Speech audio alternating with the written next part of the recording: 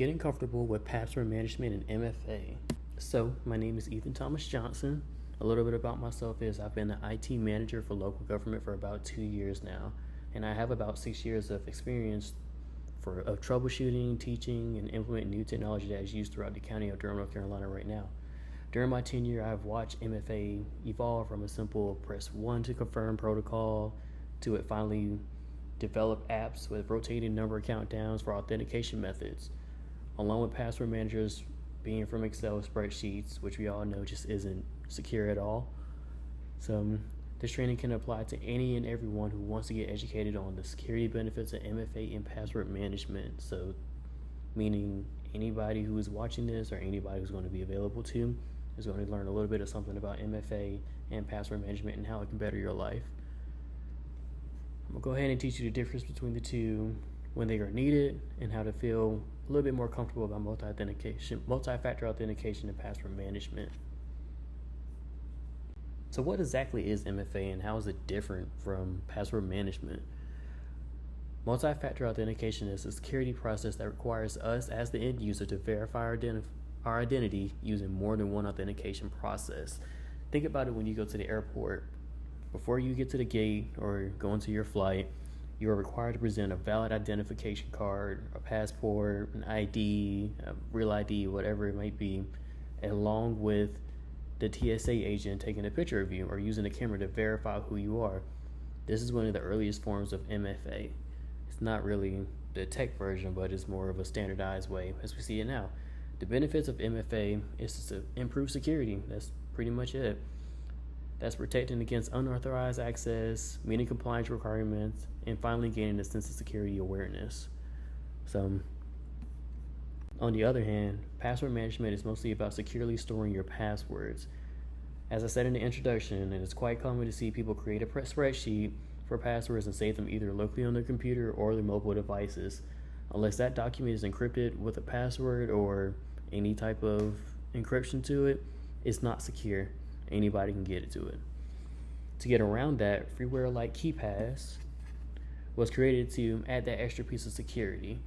In addition, pretty much every internet browser offers some sort of password management tool, whether that's Google Password, which is just straight up in the Chrome application, or Keychain. Keychain is offered on every Apple appliance. It may be called Keychain on your Mac, but on our iPhones or iOS devices, it's just called Passwords now. All are good options, but if a user's computer login information is compromised, the intruder now has access to everything. That meaning Google Password and Keychain, as long as you have the Apple ID password or the computer password to it, or even alone the Windows credentials for it, it's compromised because the only one that actually offers any value, at least to me, is KeePass. KeePass is a great option. KeePass will create a database on your computer that's only accessible with a master password. This password is recommended to differ from your normal login credentials. That's kind of for, realistic purposes, where if I get your Windows login password, I won't be able to get into your master database for your passwords because they should be different. Within this database, users are able to capture usernames, passwords, created notes for the passwords, as well as expiration dates for a certain password. So if you know your compliance is 90 days, every 90 days your password needs to change, then you can set an alarm in here to go off in 89 days saying to change your password the next day without you getting alert. Personally, this tool is what I use for my day-to-day operations for work and personal life, so I thoroughly enjoy it. The only thing you need to use KeePass is just a computer and a license from KeePass, which everything is free. So that really works out in our favor. So let's go ahead and get back to MFA.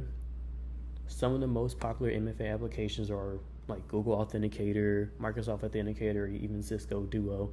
These applications pretty much offer all the exact same thing. There's no really one reason to choose one over the other. But another driving factor for these apps is they offer password management resources as well. So what we were talking about in the last slide, it's You're able to use Google Password with Google Authenticator because they're the same company, and vice versa. So if your preference is to have everything in one secure location, then this is a great solution, mostly on Google Authenticator and Microsoft Authenticator. Cisco's usually hit or miss sometimes. There are multiple ways to use MFA. You can set it up with text or call. You can set up a revolving 6-digit code on your phone that changes every 60 seconds. I personally would say to do the 6-digit code and enable push notifications on your phone. Push notifications will send a notification to your device when you're trying to authenticate on a computer or another device. It also sets up as a security measure where if you're not doing it, you can go ahead and decline it or reject the offer and change your password, do whatever precautions you need to check. You're probably thinking, when's the best time to implement or start utilizing MFA? The answer is anytime. For work purposes, it's quite common that during the onboarding stage, the IT staff requires you to sign into your computer utilizing provided generic credentials that will prompt you to change your password after a successful login. In theory, they should be asking you to also set up an MFA on your mobile device as well, so you can gain access to work emails and other applications. It's also understandable that some social media platforms require MFA. Some advertise it as in case you forget your password, set up MFA or whatever jargon they would use, but it's really just a standardized security measures for their side and your side as well. In some cases, day-to-day tasks may require you to use MFA, whether it's a requirement to sign into a computer at work or it's simply just utilizing social media, or in other cases, required for banking purposes.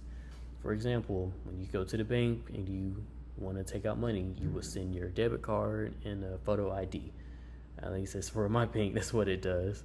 So yeah, MFA plays a huge part in everyone's life if they know it or they don't. Throughout this training, we've discussed what multi-factor authentication and password managers are, how they differ, and what the similarities they have together, what they can also do to benefit you, different methods used to authenticate, and when it's appropriate to utilize any of these features we have gone through today.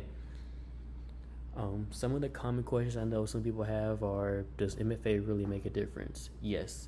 You don't want to be a subject to a hacking or any type of cybersecurity incident because you didn't set up multi-factor authentication. It happens more often than you actually think. Another question might be, what happens if I lose my phone and MFA is set up on it? Microsoft actually offers backups. So you could do an iCloud backup or recovery account. It's pretty much if you lose your phone and you end up getting a brand new one or a different one, you just load up Authenticator again and you type in your credentials and it should bring everything over. So it's like a backup to your backup for MFA, which works out perfectly in some instances. So this is the end of the slideshow. This is the end of the training, pretty much. So if there's any questions, please feel free to email me at johnsone5358@durhamtech.edu. I'm always available to reach out for any types of questions. Again, my name is Ethan Johnson. I hope you have a good day.